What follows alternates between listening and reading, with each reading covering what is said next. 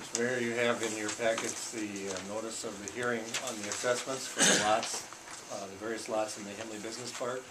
And on the second page, you have the amounts of those assessments based on the construction bids that we received from Winona Excavating.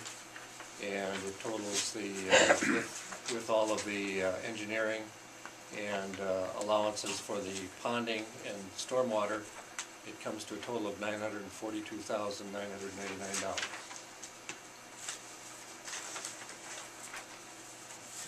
I believe in this case the only parties, Kathy, correct me, parties notified are the city and F&L Development.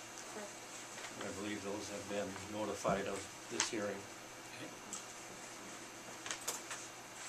Questions by anyone in the council?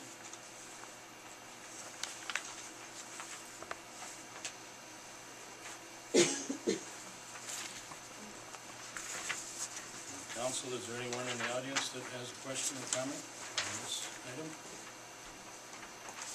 Mr. Johnson? Who's going to pay for that? Who's going to pay for what, sir? That $999,000. The city bonded for the improvements initially, and then it will sell off the properties as time goes. Currently it has sold off, has agreements for 2 lots, Block 2, Lot 3, assessment costs of $193,000, and Block 2, Lot 4, assessment costs of $171,800. And we've been working with a third party for an industrial project on Lot 1, Block 1, for $136,000. So the answer to your question, sir, will be dependent on how fast the city can find new developers for business, be it commercial or industrial in this case. And there's also a section for housing that we will be working. We've had one inquiry about possibly doing a housing project up on the lots that are closest to the Sexauer property, and those are zoned for residential multiple, and this individual indicates an interest in exploring with the city some possibility of putting in that type of housing. So we would assume that those lots would be remain for that purpose. Other questions? So in the meantime, who's paying for it? As I said, it was bonded for, and so the bond is reducing and paying off the debt as the construction is completed. We will pay those dollars out. We have already received the money from the bond sale, and as the construction is completed, which most of it probably won't be done until sometime in 2010, we would assume then at that time they will submit their bills and we will pay for it. Who's we? The city. None of this is going on the taxpayers or citizens?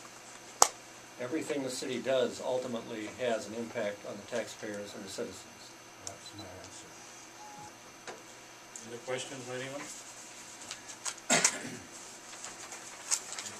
Going on that, we will move forward to B, consideration of receiving information regarding the community development block grant is awarded from deed to the city entitled Rushford Disaster Assessment Abatement.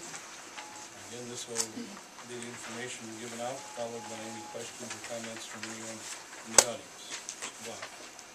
Mr. Mayor, the city had applied for some monies that were left over from the 2008 flooding from this area, and we were awarded $320,000 of funds to help abate assessments for low and moderate income people in the Rushford project area.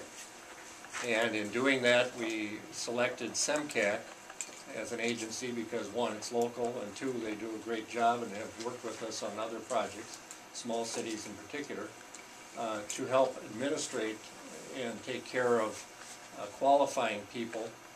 And so I would ask your indulgence to have Mr. Wayne Stenberg from SEMCAC come forward and join us and just give a brief introduction of some of the things that he's talking about doing and how he intends to carry out SEMCAC's role in this project.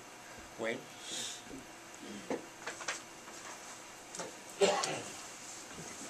Welcome, sir. Thanks, Mayor. Wayne Stenberg, Community Development Director, SIMCAC in Rushford. We were approached by Mr. Block about administrating the program. We actually have a small cities program open right now in the works. We've wrapped up about 15 homes. We've still got some rental properties that we're working on in town. So you already have a grant that's open. This would be another small cities grant, even though it's considered disaster. And the work is very similar. It's just a different activity, being this is going to be the Rushford water and sewer line projects. One of the first things we'd have to do is get the contract signed, and then there's a brief environmental that we take care of. Once all that paperwork gets back, we'd have to put together all the applications for this form. A lot of it's been put together already, which is a nice thing, because we've worked with Kathy Jackson, and we've had all the packages put together. We have to modify all the forms to reflect what we're doing now. So staff will have to take some time to get all that paperwork put together.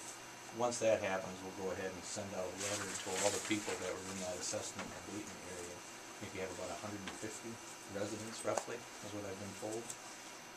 We'll go ahead and get that out, and once that happens, we'll collectively try to figure out who qualifies. Now, right now, DEED is telling us that you can go up to the 80% income limits.